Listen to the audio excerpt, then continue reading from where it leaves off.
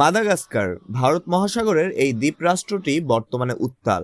কয়েক সপ্তাহ ধরে চলা জেনজি বা তরুণ প্রজন্মের তীব্র বিক্ষোভের মুখে দেশটির প্রেসিডেন্ট আন্দ্রি রাজোয়েলিনা তার সরকার ভেঙে দেওয়ার ঘোষণা দিয়েছেন।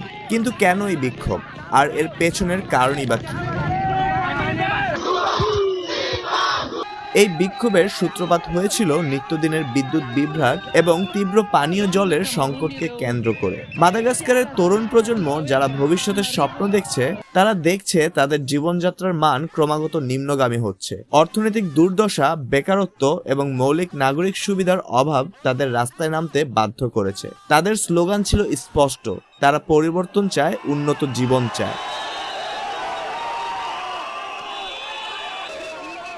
29 সেপ্টেম্বর সোমবার রাষ্ট্রীয় টেলিভিশনে দেয়া এক ভাষণে প্রেসিডেন্ট রাজোয়েলিনা এই গুরুতর পদক্ষেপের কথা ঘোষণা করেন। তিনি জনগণের ক্ষোভ স্বীকার করে নেন এবং সরকারের ব্যর্থতার জন্য ক্ষমা চান। তবে তিনি নিজে পদত্যাগ করার কোনো ইঙ্গিত দেননি, যা বিক্ষোভকারীদের মধ্যে আরো হতাশার জন্ম দিয়েছে।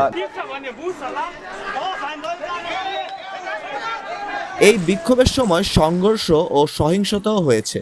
জাতিসংঘের মানবাধিকার দপ্তরের তথ্য অনুযায়ী এই সংঘাতে অন্তত 22 জন নিহত এবং শতাধিক আহত হয়েছে। যদিও মাদাগাস্কারের সরকার এই সংখ্যাকে অস্বীকার করেছে, কিন্তু হতাহতের ঘটনা নিঃসন্দেহে পরিস্থিতিকে আরো জটিল করে তুলেছে।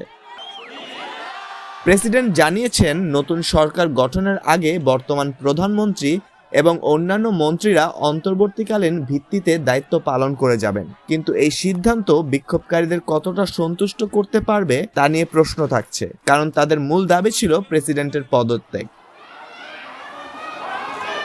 মাদাগাস্কারের এই ঘটনা বিশ্বে অন্যান্য দেশেও তরুণ নেতৃত্বাধীন বিক্ষোভের একটি নতুন প্রবণতাকে তুলে ধরেছে। কেনিয়া এবং নেপালে সম্প্রতি ঘটে যাওয়া একই ধরনের ঘটনাগুলো প্রমাণ করে বিশ্বজুড়ে তরুণ প্রজন্ম তাদের অধিকার এবং ভবিষ্যতের জন্য সোচ্চার হচ্ছে।